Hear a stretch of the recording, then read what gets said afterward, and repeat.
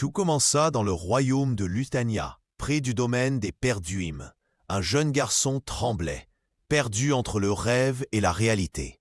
Était-il vivant? Il se remémore d'un souvenir confus, une épée qui s'envolait et se plantait violemment dans le sol, deux silhouettes qui s'affrontaient, et l'un semblait être notre jeune garçon, mais plus âgé, qui s'écroula ensuite sous les coups de son adversaire. « La guerre est terminée », déclara son adversaire. Ghislain Perduim, roi des mercenaires, est l'un des 7 hommes les plus puissants du continent. Le garçon reconnut alors son adversaire, Idun, faisant aussi partie des 7 plus puissants du continent. Idun le fixa et demanda « As-tu un dernier mot à dire ?»« Rien, si ce n'est que j'ai pas pu accomplir ma vengeance, » répondit Ghislain. Idun esquissa un sourire froid. « Tu ne t'attendais pas à ce que je sache que tu es le fils aîné de la famille des Perdium, celui qui a abandonné sa famille après la mort de sa sœur. Comment peux-tu savoir cela ?» s'étonna Ghislain, « alors que tu viens d'un autre royaume. Pendant des années, j'ai cherché à te retrouver, car je faisais partie de ceux avec la famille Delphine qui ont œuvré pour détruire ta famille, » répondit Idun. Choqué Ghislain, pensant alors, d'autres responsables existaient donc, au-delà de la famille du duc. Submergé par l'émotion, il tente de comprendre, mais Idun ajouta « Il ne sert à rien de t'en apprendre plus, vu que tu vas bientôt mourir. » Ghislain éclata de colère. « Je ne vous pardonnerai jamais. » D'un mouvement net, Idun trancha sa tête. Le présent reprit alors son cours. Ghislain se redressa, haletant, incapable de croire qu'il était encore vivant après une telle décapitation. Était-ce un rêve, une hallucination? Et où se trouvait la tente dans laquelle il s'est réveillé? Soudain, une voix l'appela. « Jeune maître », l'invitant à sortir. Cette voix appartenait à Ricardo, un soldat de sa famille. Ghislain apparut alors derrière lui, le menaçant pour obtenir des informations, étant toujours confus quant à sa situation. Mais Ricardo ne le prend absolument pas au sérieux et lui dit « Êtes-vous toujours en colère parce qu'on ne vous a pas donné le commandement pour attaquer les orques ?»« Des orques ?» s'étonna Ghislain. « Préparez vos affaires. Nous partons, » répliqua Ricardo. « Où ?» demanda Ghislain. « Au domaine des Perdium, évidemment. » Surpris, Ghislain réplique. « Tu parles bien du domaine déchu des Perdium ?» Ce n'est qu'une fois sorti de la tente qu'il comprend que c'est bien le domaine familial. Il se pinça la joue pour s'assurer que c'était pas un rêve. Il réalisa alors qu'il avait remonté le temps. Une opportunité unique s'offrait à lui pour réparer ses erreurs, ne pas abandonner sa famille, agir avant qu'il ne soit trop tard. Mais ses souvenirs devinrent plus clairs.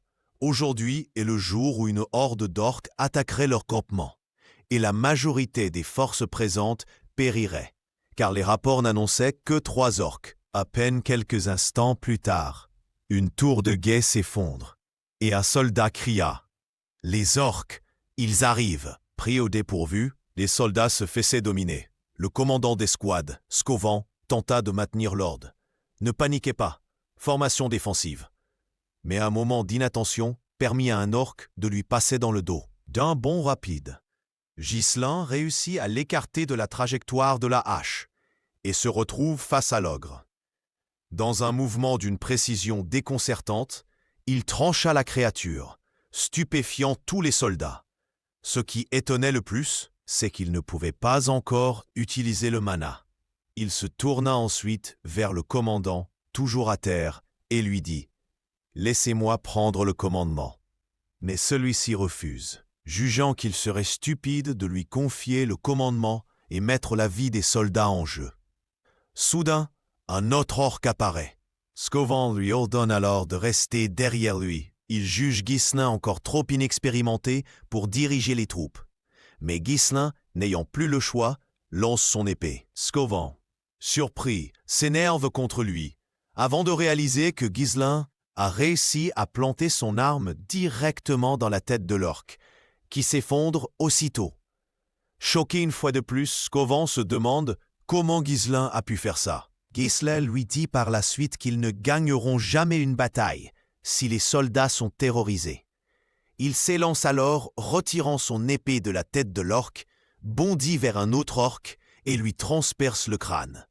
Un combat acharné s'engage. Ghislain affronte plusieurs orques sous le regard ébahi de Scovan, se demandant comment le jeune maître, si frêle, parvient à tenir tête à autant d'ennemis malgré sa fatigue.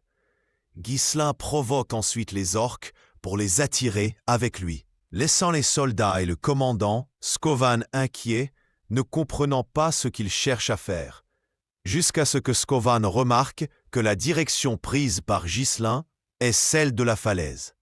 Distraits par Ghislain du haut du précipice, les orques ne voient pas les soldats arriver derrière eux. Ghislain sauta par la suite, ce qui permet aux soldats de les pousser alors dans le vide, les envoyant s'écraser en bas.